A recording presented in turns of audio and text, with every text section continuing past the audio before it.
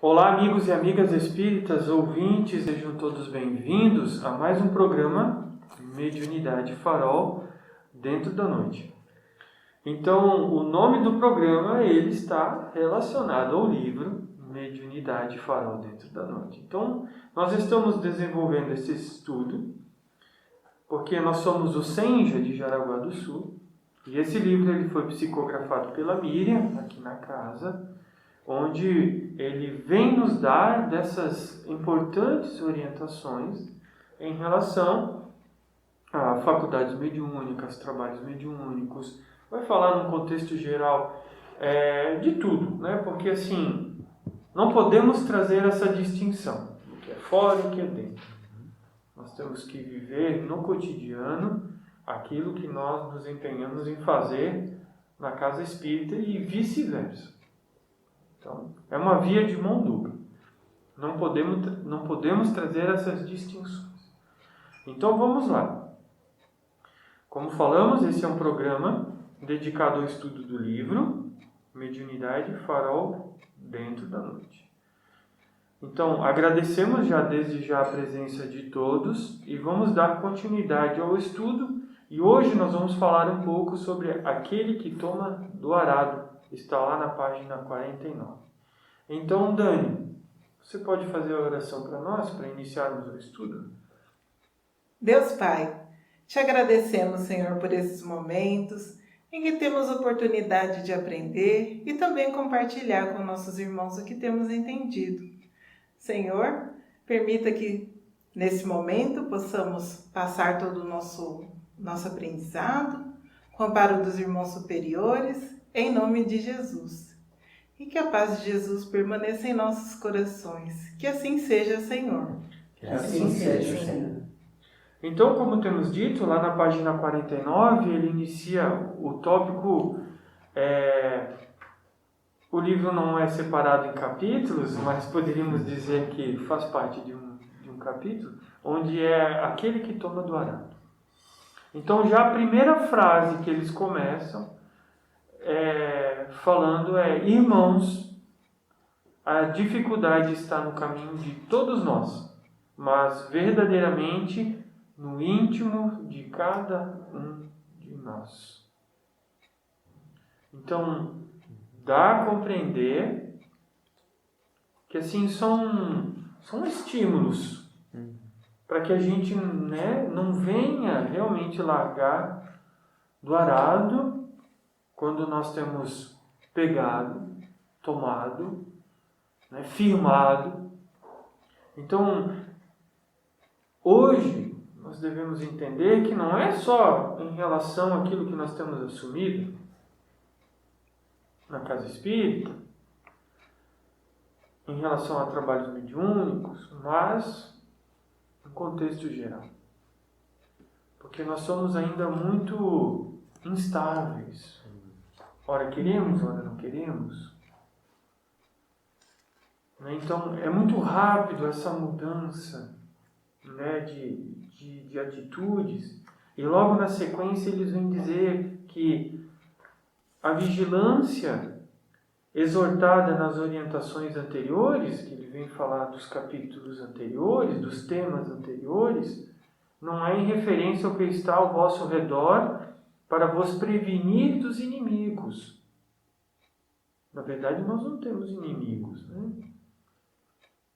Temos alguns desafetos dos obsessores ou de situações afins. A vigilância referida é em relação a vós mesmos. Vigilância interior dos pensamentos, sentimentos, da própria vontade e sinceridade quanto à busca do esclarecimento.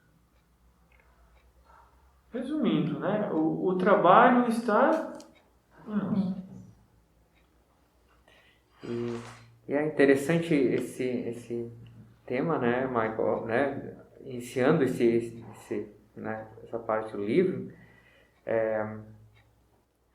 porque ele nos dá essa noção, ele não diz que um é melhor que o outro, Jesus diz, sois frágeis, não sois maus, sois frágeis.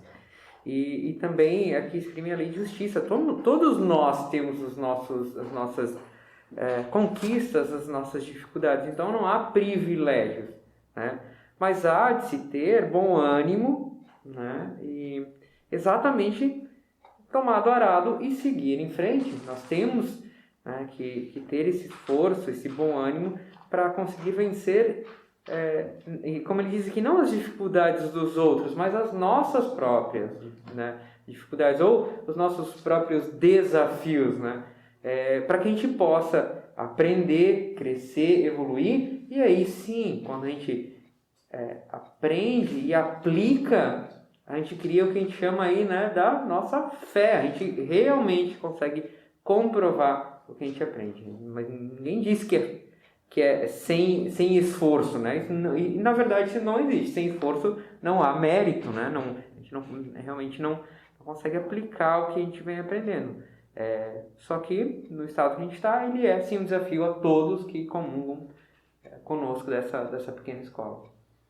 Porque quando nós falamos assim à primeira vista, né, que nós devemos, quando Jesus lá diz, né, ama o teu próximo como a ti mesmo, e sabendo que o próximo mais próximo somos nós, e dizendo assim que nós devemos, né, buscar essa vigilância, que o trabalho está em nós, só às vezes como um egoísmo.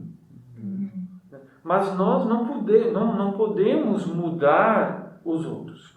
Não tem como fazer isso. O trabalho, então, realmente está, como eles colocam aqui, nos nossos pensamentos, nos nossos sentimentos, nas nossas atitudes. Nós temos que mudar aquilo que ainda em nós não está relacionado com as leis divinas. Não está em harmonia com as leis divinas. Nós devemos fazer essa relação. Aquilo que estamos fazendo está condizente com as leis divinas? Está em relação com o que Jesus tem nos orientado?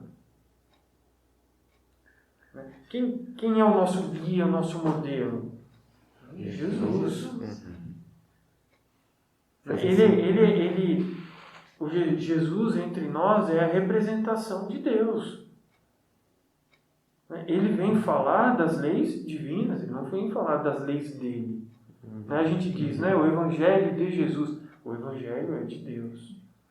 A gente diz isso porque ele é o missionário, é o representante, digamos assim, o representante direto, né, de Deus a nos orientar nesse caminho de evolução. Nos mostra aquilo que nós devemos fazer como espíritos imortais, mas sabedores das nossas necessidades e dos nossos objetivos, no caminho do bem. Porque se nós não colocarmos palavras específicas, nós vamos saber que todos nós temos necessidades, que todos nós temos gostos, que temos uma caminhada, mas nem todos almejam a mesma coisa. Então, é no caminho do bem. Seguindo os passos de Jesus. E logo mais à frente, Marco, né, nesse mesmo sentido, ele fala, né, sobre uma orientação. Fazemos uma orientação. Antes de iniciar qualquer estudo, façam sempre uma leitura de um pequeno trecho do Evangelho, seguido de uma oração sincera, para que possam estar amparados pela espiritualidade superior. Porque eu trago essa parte do texto, né? A gente fala, né, fazer o trabalho no sentido do bem, né, procurar. E sempre que a gente, né, faz algo no sentido do bem, e nós nos amparamos no Evangelho, nós somos assistidos, né? Como eu comentei no início, a gente tem nossos desafios a vencer, e é óbvio, a gente está num estado de aprendizado. Mas sempre que a gente faz essa rogativa, né, e realmente está imbuído de boas boas ações, ou, aliás, de boas intenções, né? Baseado no Evangelho, a gente vai ser assistido. Né? A gente vai ser assistido para que a gente possa auxiliar, ser co-criador, co-participante, né? Em favor de nós mesmos e dos nossos irmãos. Né? Tanto que tem um trecho um pouco mais à frente, a gente não vai avançar tanto, mas eu lembrei, está até grifado, está em negrito, não sei. Ele coloca assim, muito ajuda aquele que não atrapalha. Então tá lá, gente, numa casa espírita, na igreja, em qualquer outro lugar, escutando uma palestra. O palestrante está lá, o orientador está lá falando de um assunto e tal, coloca um exemplo, de repente o que acontece? Ele está julgando. Tem alguém ali dando passe, a gente está olhando para a roupa que a pessoa está usando, como que o cabelo, se está arrumado, se está desarrumado, porque quem deu passe foi um homem, deveria ser uma mulher, aquele era mais novo, aquele era mais velho, como que se o velho trouxesse, às vezes, lógico, pessoa com uma idade um pouco mais avançada, sim, pode trazer experiência, mas nem sempre experiência espiritual, moral. Então, em relação a isso tudo, no cotidiano, desse cuidado, então, existe uma preparação para um trabalho mediúnico, para tarefas numa casa espírita? Sim.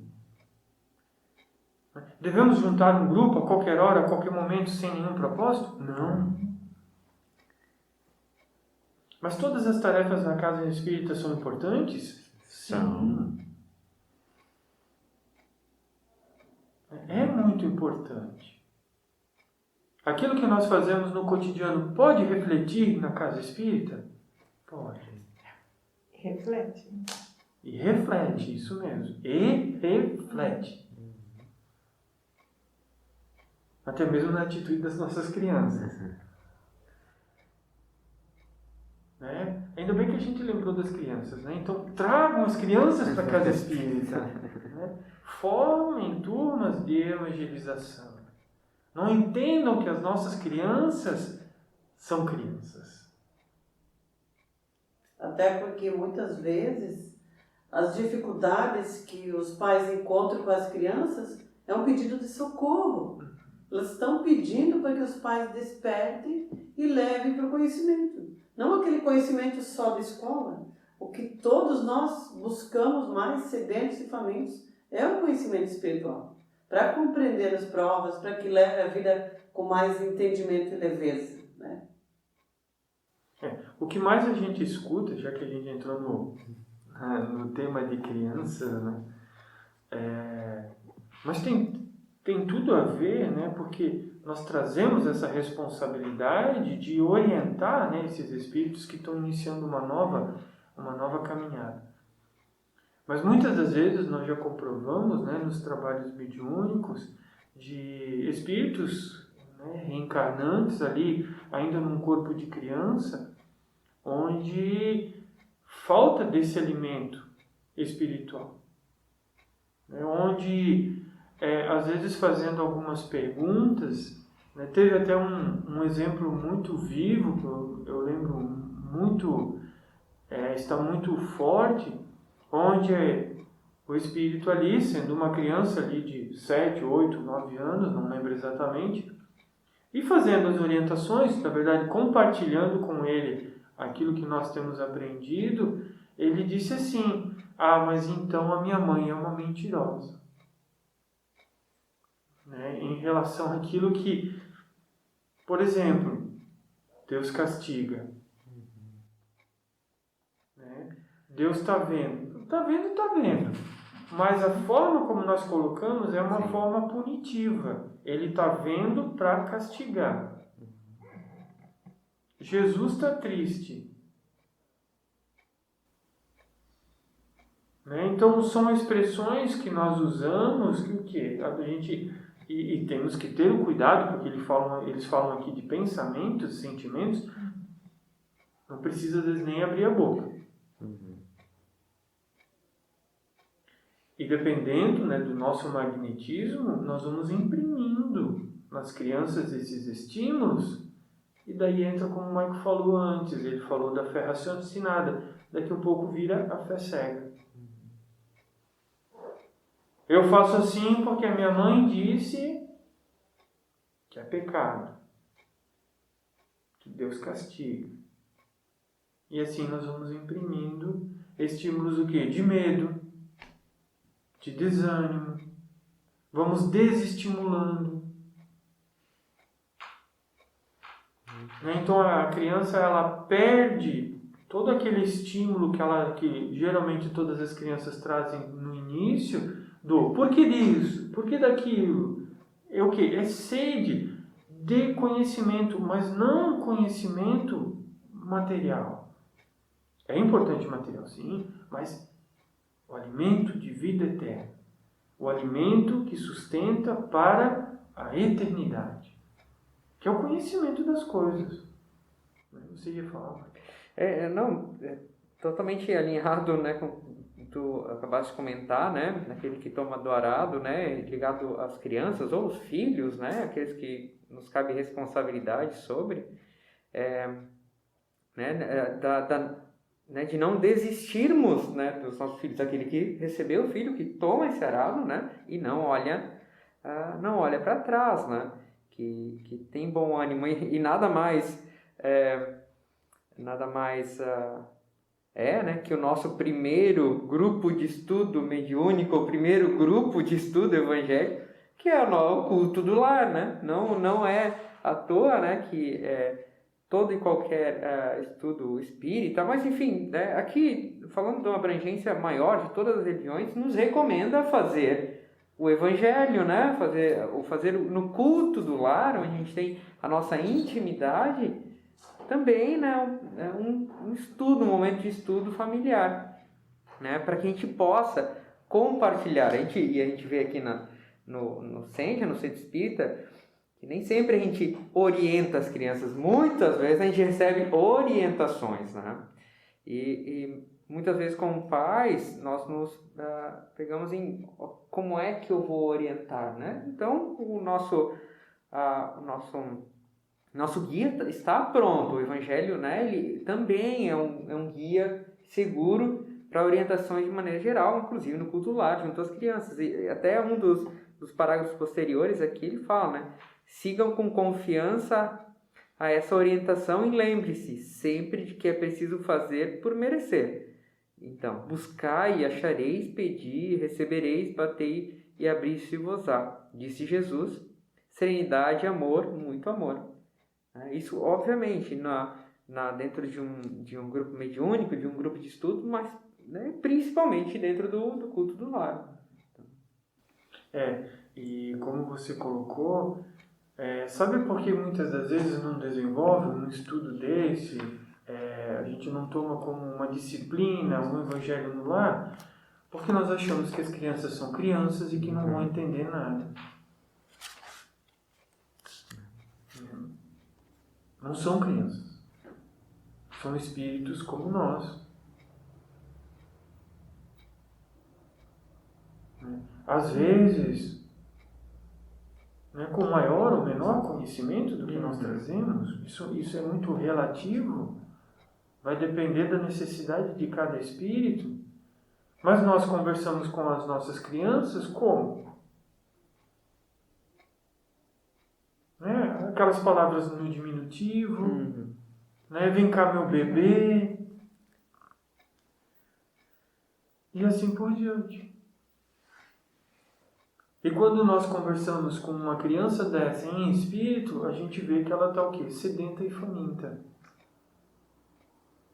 Elas dizem, minha mãe acha que eu sou um bebê. Não somos só nós que estamos falando aqui. Vocês podem procurar, né? Tem um livro aí, tem muitos livros que falam sobre isso, mas um livro muito interessante é Nossos Filhos São Espíritos, de Hermínio de Miranda. eu que trabalho com criança, eu vejo que até na carne, quando os pais chamam uma criança de 3, 4 anos como bebê, essa criança na carne reage como bebê. Manhosa, chorosa, rementa, né? E já a criança que os pais têm uma autoridade, mas uma autoridade com amor, educam com amor, essa criança ela vai crescendo, ela tem aquela sede, aquela vontade de compreender a vida, porque a criança já traz inato dela Jesus com essa energia, com esse amor. E aqueles pais que ficam julgando, como você falou, que Deus castiga, que Jesus fica triste, acabam imprimindo na criança dor e sofrimento. Eles crucificam aquele Jesus. E nós estamos aqui, agora num tempo onde que nós temos que ter uma liberdade de conhecimento, né? O autoconhecimento, o entendimento da vida, entender que Deus fez tudo com amor. Então, por isso nós somos convidados ao bom ânimo, ao exemplo do que Jesus vivia, para que a gente possa construir uma sociedade melhor. E essa sociedade, como foi falado, ela começa lá dentro da nossa casa. O Evangelho do Lar é a melhor ferramenta que tem para esse crescimento. E agora a gente volta. Mas o que criança tem a ver com o trabalho mediúnico? Então, Tudo bem? São espíritos? aí que tá. Você vai atender, né? Se você está lá dedicado ao trabalho mediúnico, né? Tem esses trabalhos de não deixa de ser um atendimento fraterno, onde ali o espírito por aqueles que ali amparam, né? Pelos espíritos superiores é trazido para receber de orientações maiores. Em corpo ele for criança, como é que você vai tratar ela?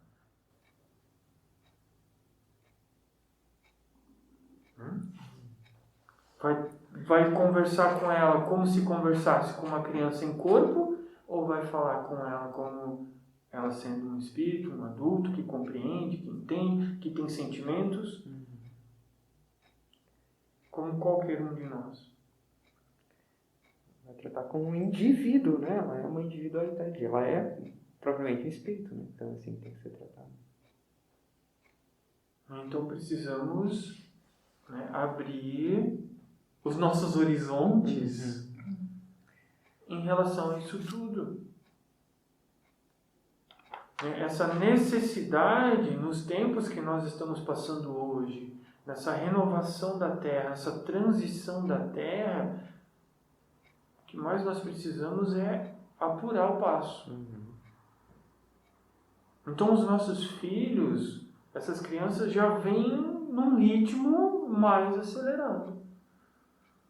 A gente não sente isso? Sim. Né? Nós já sentimos isso.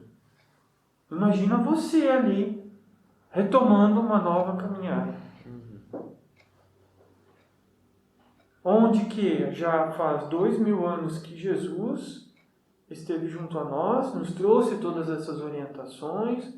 Quando a gente fala esteve junto a nós, é em corpo, né? 2000 anos, ele nunca nos deixou. Nós já deveríamos estar muito mais adultos. Mas ainda estamos crianças em corpo e em espírito. Sim, Vitória.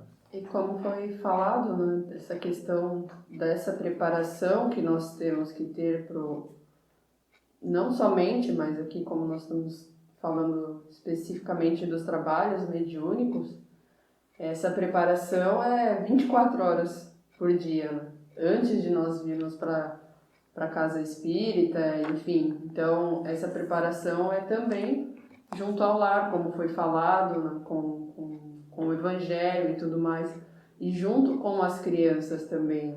Ninguém quer vir para a casa espírita e um pouquinho antes de vir, seja para uma palestra, seja para o trabalho mediúnico, para o estudo, e ter brigado com o filho ou com algum familiar antes de vir, né? Então, para ver que isso é um trabalho nosso cotidiano, né? Que nós temos que buscar estar serenos muito antes de adentrar no corpo físico na casa espírita. Então, ali, todos os dias, todos os momentos, nós vamos tendo esses chamamentos para que a gente tenha essas trocas com os nossos filhos, com os nossos, né, companheiros, enfim, mas essa troca espiritual. Inclusive, quando foi falado da fome e da sede, muitas vezes isso reflete no nosso corpo físico, das crianças e nós adultos também.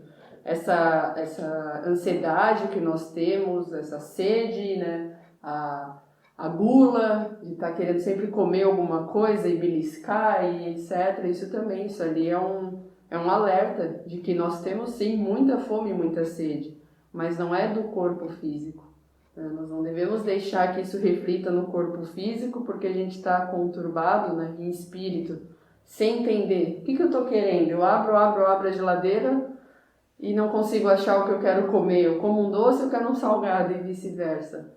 Então, novamente, essa fome que nós temos, essa necessidade, essa sede é do conhecimento espiritual. E mais ainda dessa aplicação que nós temos que ter muito antes de nós, né, virmos em corpo físico para a casa espírita. É a todo momento. Não tão somente em relação à nossa fome e sede, mas aqueles que nos acompanham no lar e no espírito, né? Nuvens vos seguem. Então temos, onde que é o lugar que mais tem irmãos desencarnados, né?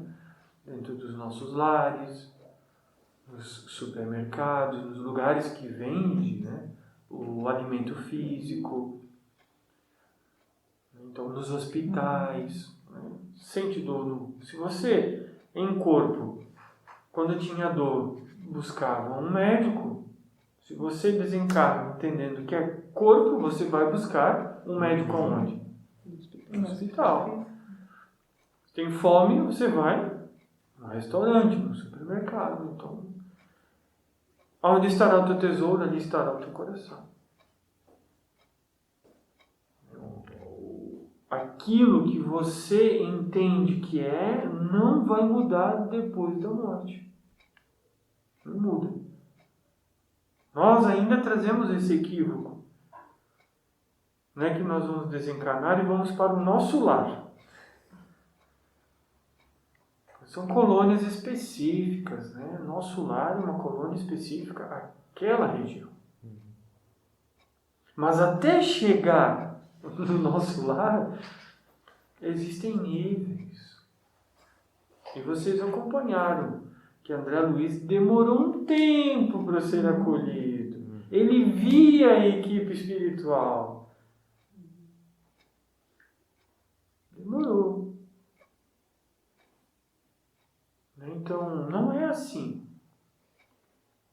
Então, precisamos buscar sempre desse entendimento, dessa compreensão de como as coisas são em verdade. Aquilo que somos verdadeiramente e não aquilo que pensamos que somos. Porque pensamos algo, mas nem sempre, ou quase sempre, somos em espírito totalmente diferente. E tem como saber? Tem. Tem como saber. Tanto que ele diz, né? Buscai e achareis, pedi e recebereis.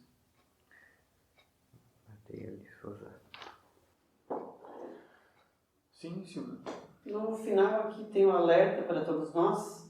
Aos componentes que não são portadores das faculdades mediúnicas ostensivas, fica muitas vezes o encargo de manter o padrão vibratório elevado no ambiente do trabalho, de ser doador de energias.